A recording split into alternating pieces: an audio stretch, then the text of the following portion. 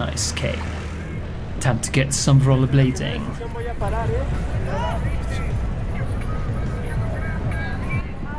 16 degrees Celsius it seems. The night sky is full of stars. Because of Valentine's Day, this event is meant to celebrate love and beautiful people. Yeah, well, I'm neither beautiful nor in love. I'm here to get some exercise, so these jogging orders can sort of for all I care. What film have you watched that proper let you down because it wasn't faithful to the book you had read? Back in the day, people were always moaning about the Harry Potter films. To be fair, a lot of people have always been upset with J.K. Rowling for different reasons. But I guess that's just part and parcel of being too opinionated and too public, or too well known like. I'm also quite opinionated myself, but no one's bothered about me. I guess there's a certain peace that comes with being too ordinary and no one giving a toss that we take for granted, eh?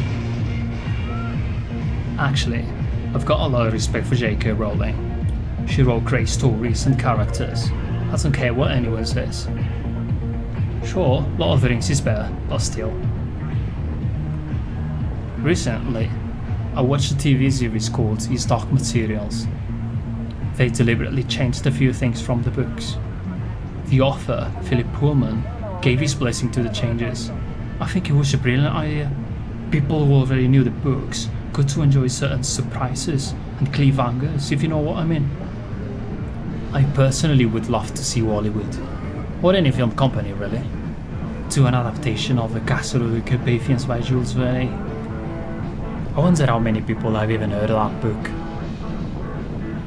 Do you believe in ghosts, demons, spirits? In the late 1800s, in the Balkans, there was a group of villagers who were terrified. From their village, they could see that the abandoned castle of the Carpathians was belching out smoke. They thought the castle might be on fire at first, but after a few days, they were scared out of their wits because the fire didn't seem to be consuming the castle. On top of that, there had always been rumours of supernatural goings on at the castle, which had kept the villagers well away for ages. When they all gathered at the local inn to plan an expedition to investigate the fire, they started hearing voices coming from the ceiling. So they all panicked, convinced they were hearing demons or ghosts. The echoing voices were saying things like, "Stay away from the castle, or you will meet your death." There was a doctor and a young man who, despite the rumours and warnings, decided to crack on with their quest. Wait, was he a doctor? I think it was, yeah. They were set on finding out what was going on with the fire, the eels and the castle. So, the doctor and the young lad were determined to get to the bottom of the strange happenings. After a series of backstories and adventures, which I won't spoil for you, the doctor and the young lad found out that a bunch of thugs were hiding out in the castle, and the fugitives had been deliberately scaring the villagers to keep them away from their secret hideout. To pull off their tricks, the thugs were using advanced technology for the time, like phonographs and projectors. It's a bit like Scooby-Doo, isn't it, now that I think about it? What's ironic is that even after all this evidence came to light, a lot of the villagers still stubbornly believed there were ghosts and spirits in the castle. No amount of proof could convince them otherwise. How do you even know you're delusional, if you're delusional though? If someone can't understand that something isn't real despite evidence to the contrary, I wonder if it is because of a lack of education or an inherent lack of critical thinking skills. Or maybe due to social factors and cultural influences, like group identity. So they need to feel part of the group subconsciously. I don't know. Anyway, the internet describes this novel as an exploration of themes like science versus superstition, the power of technology, and the human obsession with the past.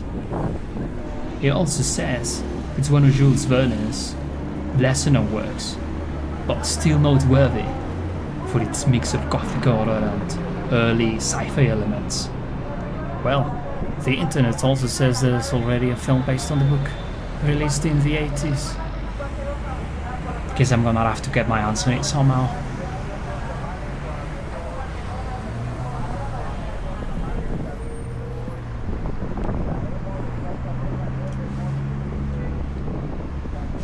Alone, follow the creature in this place. Leaving all lifeless, to be found was none yet, would stir hereafter from the earth. Up here like aerial vapors flew, all things transitory and vain when acts, with vanity had failed the works of men.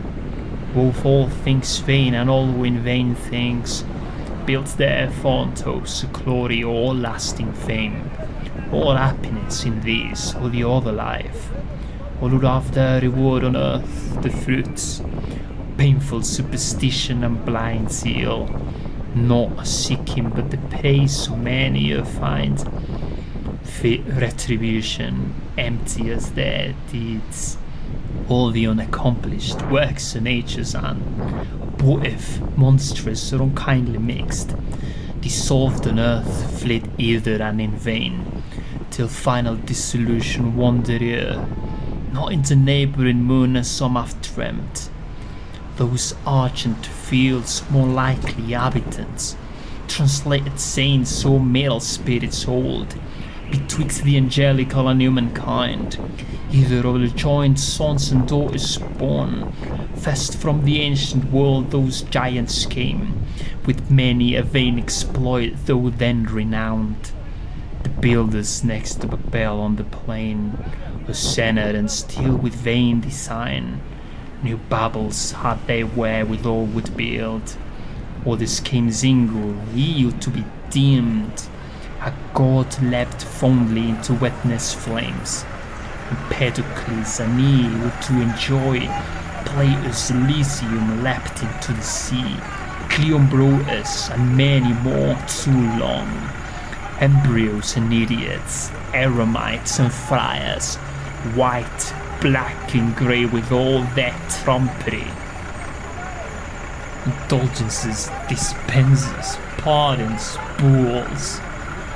The sport winds all these of worlds aloft, fly at the backside of the world far off, into a limbo large and broad since called the paradise of fools, to few unknown, long after, now unpeopled, ere untrod.